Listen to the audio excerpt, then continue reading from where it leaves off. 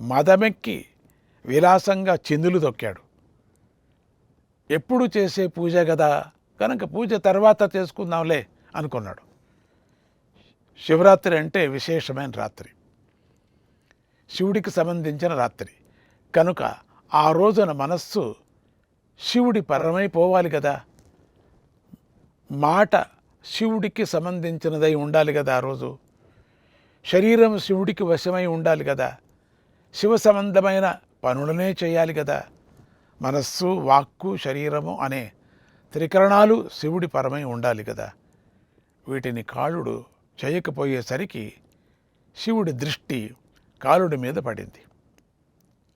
ఆయన వాడిపై కోపించి, ఓరి కాళ, పవిత్రమైన శివరాత్రిని వినియోగించుకోకుండా భోగాలు అనుభవిస్తూ చిందులు తొక్కేవాడా, చిందులు తొక్కుతున్నావా నువ్వు, పామై భూలోకంలో జీవించిపో అని శపించాడు. ఆ శాపంతో నాగలోకంలో ఉన్న కాళుడి కాళ్ళు వణికిపోయాయి. ఎంతగానో శివుణ్ణి ప్రార్థించాడు.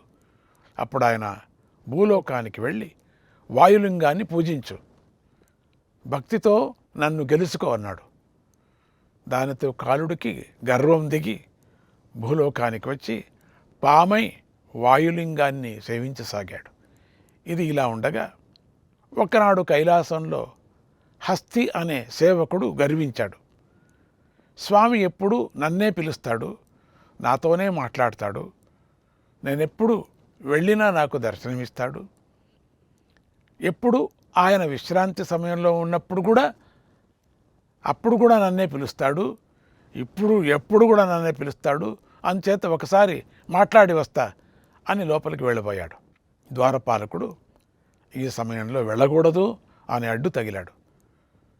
అయినా హస్తి మదంతో వాణ్ణి ఎత్తి మూలకు విసిరిగొట్టి లోపలికి వెళ్ళాడు. ఆ సమయంలో శివుడు పార్వతితో నవ్వుతూ మాట్లాడుతున్నాడు.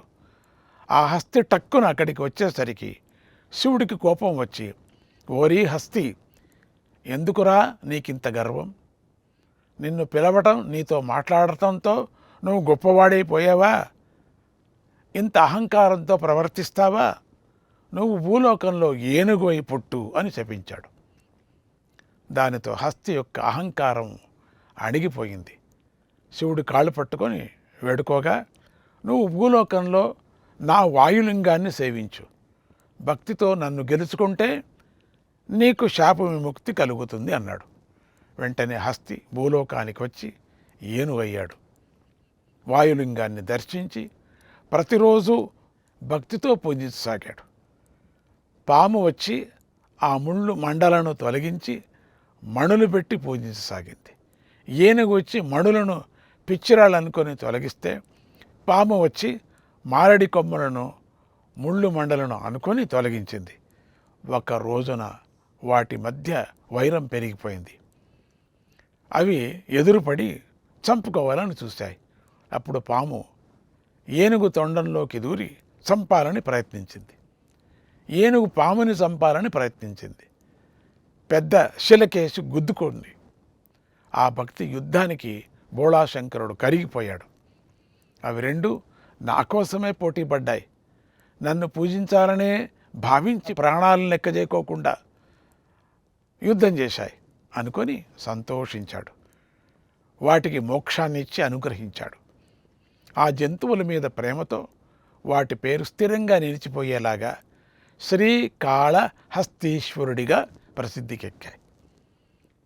ఇలా ప్రాణికోటికి శివానుగ్రహం కలగటానికి భక్తి ఒక్కటే కారణం. కనుకనే సాలీడు వేదాలు చదవకుండానే భక్తితో శివానుగ్రహాన్ని పొందింది. పాము శాస్త్రాలను తిరగవేయకుండానే భక్తితో శివకృపను పొందింది. ఏనుగు అసలు చదువుకోకుండా భక్తితో శివుడి మనస్సు గెలుచుకుంది. బోయవాడు ఏ జపాలు చేయకుండా భక్తితో శివుణ్ణి వశం చేసుకున్నాడు. కనుక భక్తికి వశుడయ్యే స్వామిని నిశ్చల భక్తితో ఆరాధించండి, మీ కోరికలు తీరుతాయి. శివ అనుగ్రహం మీపై ప్రసరించుగాక.